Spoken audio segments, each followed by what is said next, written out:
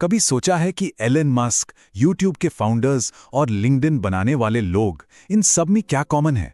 मतलब ये सब एक दूसरे को जानते कैसे हैं? इसका जवाब सिर्फ सिलिकॉन वैली नहीं है। नहीं, इनके बीच एक ऐसा सीक्रेट कनेक्शन है जिसने इन्हें अरबपति बना दिया। चलिए आज इसी ब्लूप्रिंट को डिकोड करते हैं। तो एलन मस्क, यूट्यूब और लिंक्डइन के फाउंडर्स, इन सब में आखिर क्या समानता है? सिर्फ उनकी सफलता नहीं, ये एक ऐसा क्लब है जिसके वे सभी मेंबर थे। एक ऐसा क्लब जिसने आज की मॉडर्न टेक्नोलॉजी को जैसा हम जानते हैं वैसा बनाया। उन्हें कहते हैं पेपैल माफिया। नहीं, ये कोई क्राइम फैमिली नहीं है। ये पेपैल के वो शुरुआती कर्मचारी हैं जिन्होंने कंपनी छोड़ने के बाद टेक इंडस्ट्री में, आप कह सकते हैं, एक तूफान ला दिया। और इस ग्रुप की सफलता तो मतलब दिमाग चकरा देने वाली है। एलन मस्क, उन्होंने टेस्ला और स्पेसएक्स बनाए। यूट्यूब, उसके को फाउंडर जावेद करीम भी यहीं थे।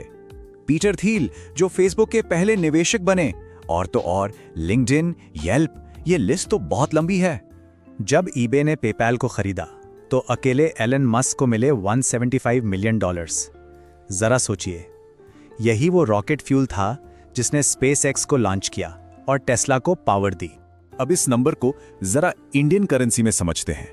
$155 मिलियन मतलब 1500 करोड़ रुपए से भी ज्यादा। सोचिए, अगर इतनी बड़ी रकम किसी के पास हो तो वो क्या नहीं कर सकता। तो ये रहा वो सीक्रेट। उन्हें अमीर बनाने वाली चीज कोई बहुत मोटी सैलरी नहीं थी, वो था एक शक्तिशाली शब्द, इक्विटी, यानी कंपनी में हिस्सेदारी, ओनरशिप। यही वो चाबी है जिसने दौलत का खजाना खोला।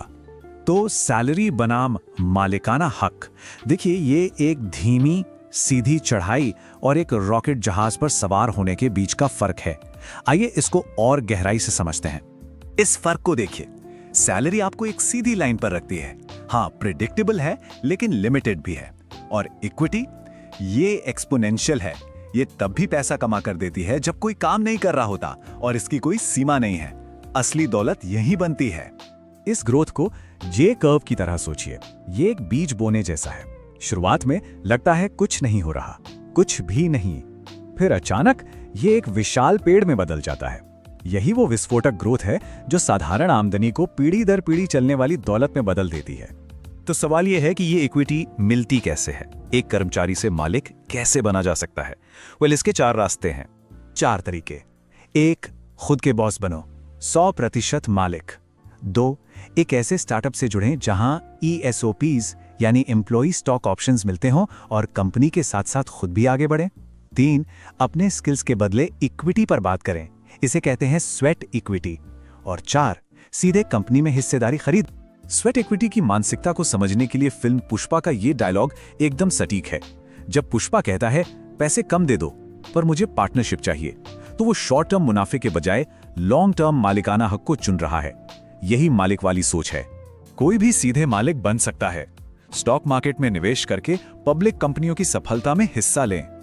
जब बाजार गिरे तो डिस्काउंट पर खरीदें।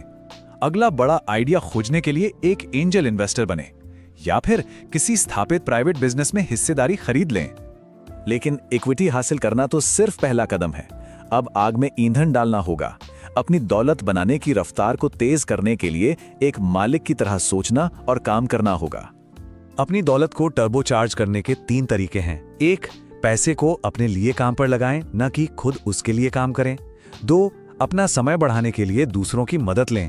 और 3, तेजी से सीखें, तेजी से कमाएं। जरा सोचिए कि आमदनी समय से बंद ही नहीं है। ऐसा हो सकता है स्टॉक डिविडेंड से, रियल एस्टेट से, आजकल रीट्स के जरिए भी, या फिर किराए की आय से, या एक ऐसे साइड बिजनेस से जो आपके बिना भी चलता रहे। यही तो फाइनेंशियल फ्रीडम का रास्ता है। ये एक सवाल है जो किसी की भी जिंदगी बदल सकता है। ये काम मेरे बिना कैसे हो सकता है?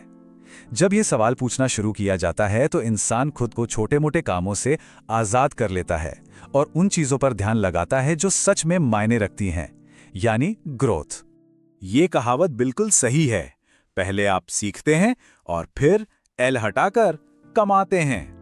जितनी तेजी से नई स्किल सीखी जाएंगी, उतनी ही तेजी से कमाई और इक्विटी बनाने की काबिलियत बढ़ेगी। सीखना ही कमाई की पहली सीढ़ी है। अब सबसे जरूरी नियम की बात करते हैं। एक ऐसा सबक जिसे इस सफर में कभी कभी नहीं भूलना चाहिए। यह अपनी सुरक्षा करने और अपनी सफलता को पक्का करने के बारे में है। एक नदी के किनारे एक बंदर और एक मगरमच्छ रहते थे। वे बहुत अच्छे दोस्त थे। हर दिन बंदर मगरमच्छ के लिए सबसे रसीले फल फेंकता था। लेकिन एक दिन दोस्ती में धोखा हुआ। मगरमच्छ की पत्नी ने बंदर का दिल खाने की मांग की और इसलिए अपनी दोस्ती को भूलकर मगरमच्छ अपने दोस्त को नदी के बीच में एक जाल में फंसा लेता है। बंदर घबराया, लेकिन वो चालाक था। उसने तुरंत सोचा, अरे मेरा दिल! वो कहता है, उसे तो मैंने सुरक्षा के लिए पेड़ पर छोड़ दिया है। मगरमच्छ उसकी बात मानकर वापस किनारे की ओर तैरता है। बंदर एक छलांग लगाकर डाल पर चढ़ जाता है। सेफ! उस दिन उसने एक कड़ा सबक सीखा, सिर्फ भरोसा काफी नहीं होता। तो इस कहानी का सार क्या है?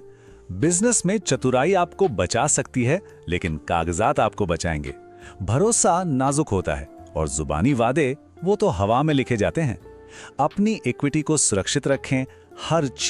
हर चीज लिखित में लें, हमेशा। तो ये रहा वो ब्लूप्रिंट, अरबपतियों का ब्लूप्रिंट। ये कर्मचारी की मानसिकता से मालिक की मानसिकता की ओर जाने का रास्ता है। अब सारे टूल्स सामने हैं। सवाल ये है, क्या आप आज से निर्माण शुरू करने के लिए तैयार हैं?